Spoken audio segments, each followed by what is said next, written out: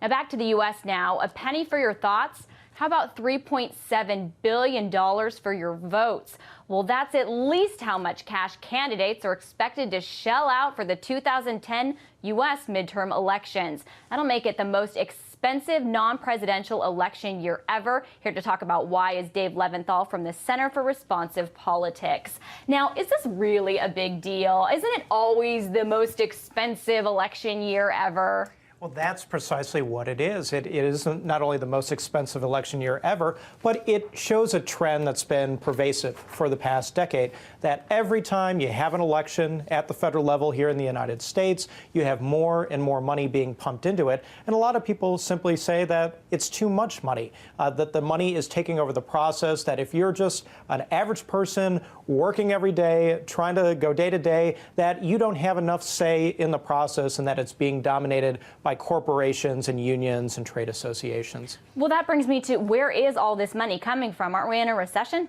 We are in a recession, but there is absolutely no recession in politics right now.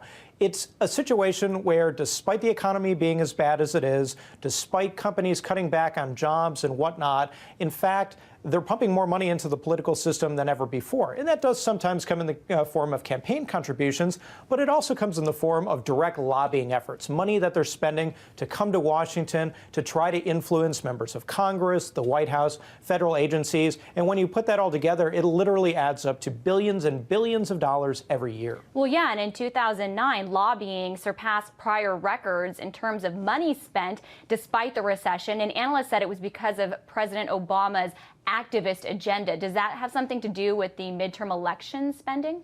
Well, issues oftentimes are the biggest driver of lobbying expenditures, more so than anything else. So when you have the type of legislation that you did in 2009, healthcare legislation, climate change and energy policy legislation, and of course, financial reform legislation, all of that together just cause companies and associations to really come to Washington in droves, hire very, very powerful lobbyists in many cases, and really thousands and thousands of lobbyists descended on Washington to help influence the process and ultimately have a very big say in the process as well.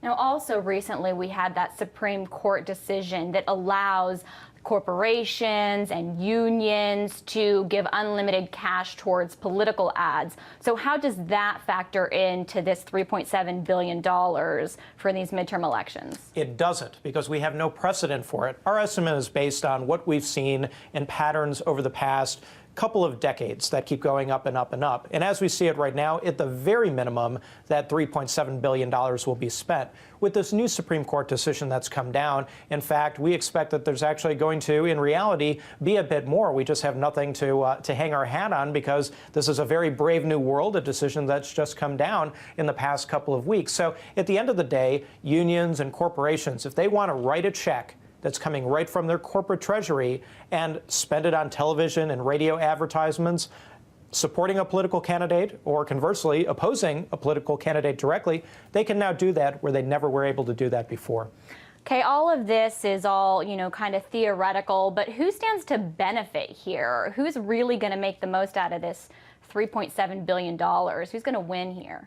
The candidates who are running for elections surely want to benefit from it. Some are going to probably benefit more so than others. Incumbents ultimately benefit the most because they're able to raise the most money. When you have an incumbent running for election, by and large, sometimes almost 9 out of 10 times, they win re-election. So it's very, very difficult for a challenger who doesn't have maybe the public profile that an incumbent has, doesn't have the connections to businesses and unions that an incumbent has. They have a tough time. So if you are an incumbent, you have that ability to raise funds, and that money that we're citing right here, the lion's share is going to go to them. And of course, we're going to have to see how that factors in, as obviously it's going to be a really crazy race between Republicans trying to regain seats in the House and some in the Senate, too. Thanks so much for giving us the details behind those crazy numbers.